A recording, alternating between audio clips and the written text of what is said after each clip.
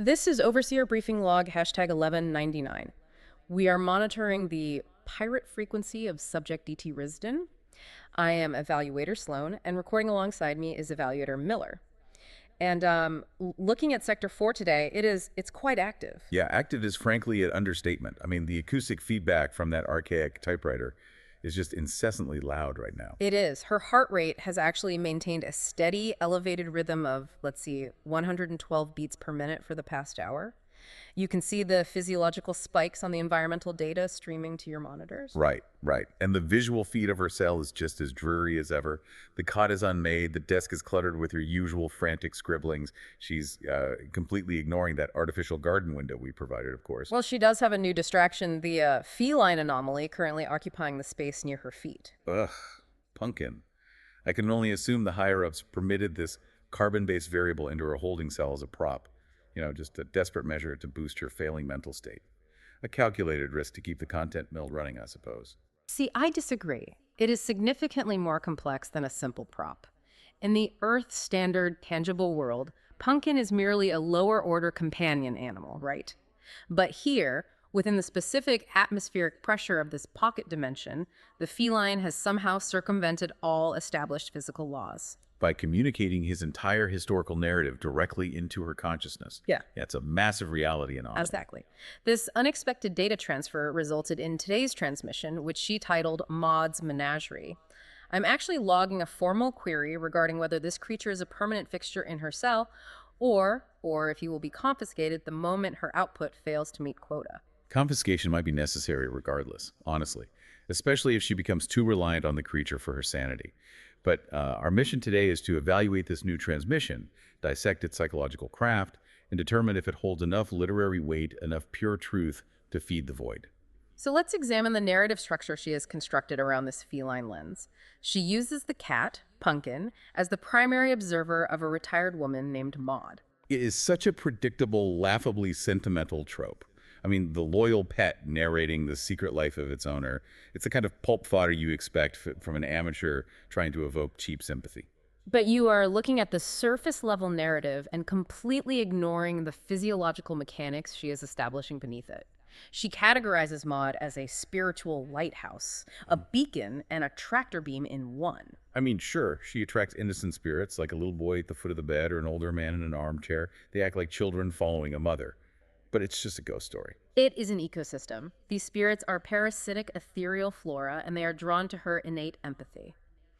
I theorize that the subject is conceptualizing human empathy, not as an emotion, but as a tangible electromagnetic emission. Electromagnetic emission. You are just attempting to force a rigid scientific taxonomy onto a campfire tale. It's a common literary crutch used by writers who lack the skill to let the unknown remain unknown. But it is a measurable frequency. The displaced entities physically feed upon it to stave off their own dissolution. Well, I will begrudgingly concede that the architectural framework of her world building here is structurally rigorous. She establishes these fragmented, parallel afterlife realities. Because they are completely blind to the other entities sharing that exact same gravitational pull, they operate on completely different wavelengths until an apex predator is introduced to disrupt them. Right, the entity in the basement. Which, frankly, is another cheap parlor scare. A cartoon wolf trope. How can you dismiss it as a trope? The cat notes that the creature's sketchy black aura pulses like the bass from a subwoofer. A frequency so dense it makes his somatic receptors, his whiskers, physically ache. Look, she describes it with bulging eyes, an overlong tongue leaving a slug trail of drool from an exaggerated muzzle. It's consumed by a localized carnal sexual frustration. It's just a monster hiding in the dark. But consider the biological contradiction. Why would a spirit, completely devoid of a physical, carbon-based form, retain the physiological mechanism required to produce drool? Because she wants a visceral reaction from the reader. No, she is documenting a manifestation of pure evolutionary regression. A human soul decaying backward into a feral, slivering beast. It wants to rake overlong nails across Maude and bite bleeding chunks from her arms. I mean, when you lay bare the mechanics of it like that, it is disturbing. The slavering, the hungering, the desire to rip chunks from an innocent come in simply to fill a cavernous, rotting void within itself. It is trying to eat its way back to being human. It believes that ingesting her empathy will replace its own missing humanity. These are phantom biological impulses. Yeah, I have to admit, it makes me profoundly uneasy. The tactile horror she evokes with that basement dweller feels entirely too real. It's a heavy, almost suffocating reliance on primal imagery. And that specific contrast is vital. It reveals a distinct, rapidly evolving pattern in the subject's psychological state. We have observed her channeling this animalistic interface before. For those of you tracking her lore consistency across the data streams, think back to her previous transmission, Trinkets. Ah, the ravens in the Gothic garden. Yeah, I recall that transmission. In today's observation, the feline acts as the supernatural shield against the basement entity. But in Trinkets, she utilized a conspiracy of ravens as the exposers of an underlying rotting truth. There was a chilling logic to that one. The animals in our multiverse, regardless of the setting, are the only entities operating with absolute clarity and transactional honesty. Exactly. The ravens barter with the woman, Addie. They exchange their morbid discoveries for fatty scraps and unshelled peanuts. It is a simple, undeniable commerce. And Punkin the cat operates on the exact same principle. He barters his fierce, bristling violence against the basement entity in exchange for a warm bed and gentle strokes from Maude. Humanity remains blissfully ignorant while the lower-order creatures see the truth. But why exclusively use lower-order biologicals as the arbiters of supernatural truth? I posit that her prolonged isolation in her holding cell here in Sector 4 has severed her connection to humanity. So she projects her own survival instincts onto animal avatars. Because the humans in her stories lack agency. Yes. Look at how she constructs the discovery in Trinkets. Addie is tending her irises, completely unaware, until a raven drops a brilliant white flared object on her windowsill.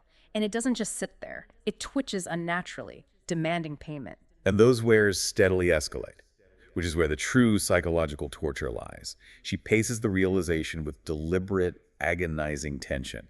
It takes the rain and the accidental spill of the shoebox for the pattern to snap into focus. The human brain suddenly recognizes the anatomical structure of human hand bones. It is a masterful manipulation.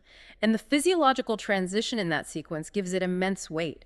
She meticulously guides Addie out of the safety of her yard, chasing the raven into the darkening woodline. Right to a sprawling industrial landscape of shallow depressions hidden under the trees.